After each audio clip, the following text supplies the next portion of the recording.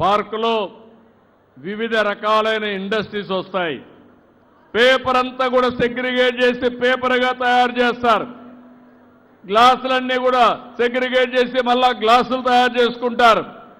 అదే మరిగా మనం తయారు చేసిన చెత్త నుంచి అనేక రకమైనటువంటి వెల్త్కు సంబంధించి సంపదకు సంబంధించి అనేక కార్యక్రమాలు చేస్తారని చెప్పి కూడా నేను మీకు తెలియజేస్తున్నా.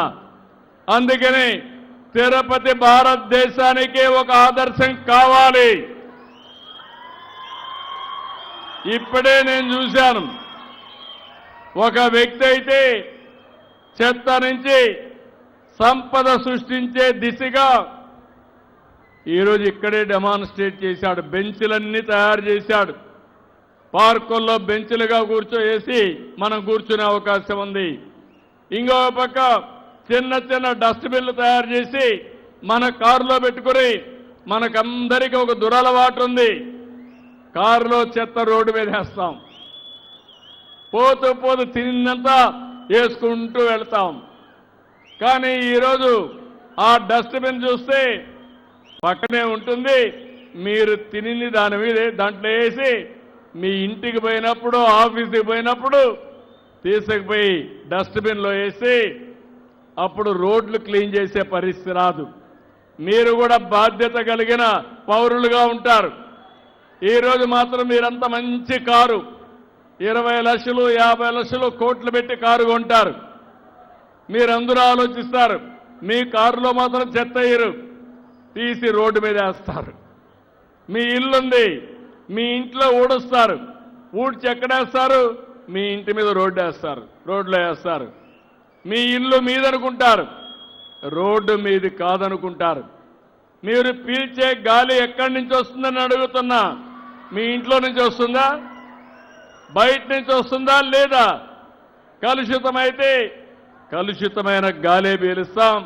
ఆ గాలి పీలిస్తే ఆ గాలి వల్ల అనారోగ్యం అయ్యే పరిస్థితి వస్తుంది. నాకొక వారసత్వం మీరు చూస్తే 123 మున్సిపాలిటీలు ఉన్నాయి.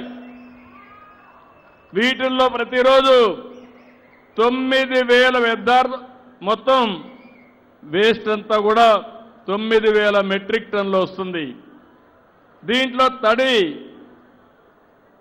చెత్త 5,500 టన్నులు వస్తుంది. పొడి చెత్త 3,400 టన్నులు వస్తుంది. అయితే గడిచిన ప్రభుత్వం చెత్త మీద పన్నేశారు కానీ 86 లక్షల మెట్రిక్ టన్నులు చెత్తంతా రోడ్డు మీద పెట్టి వెళ్ళిపోయారు. అవన్నీ క్లీన్ చేపిస్తున్నా. ఇప్పటికి చాలా వరకు క్లీన్ అయింది. నేను మొన్న మా నారాయణ గారికి ఒకటే చెప్పాను, అక్టోబర్ 2వ తారీఖుకి ఎక్కడైతే లెగసీ చెత్త ఉందో, వారసత్వపు చెత్త ఉందో దాన్ని తీసే బాధ్యత చెప్పాను. రాత్రింబగుళ్ళు పనిచేస్తున్నారు. అయితే మళ్ళా ఒక 20-30 లక్షల మెట్రిక్ టన్నులు వచ్చింది.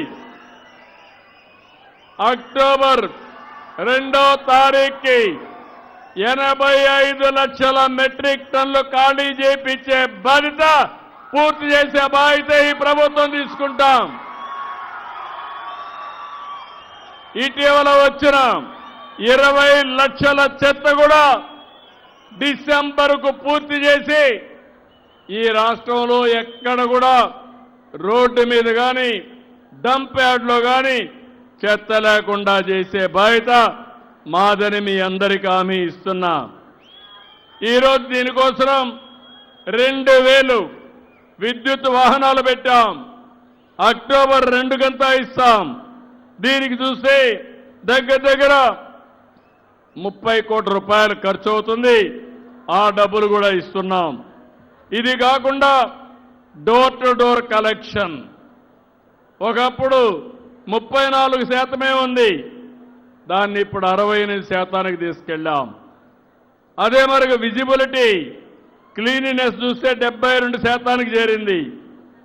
వేస్ట్ ప్రాసెసింగ్ 34 నుంచి 63% తీసుకెళ్ళాం.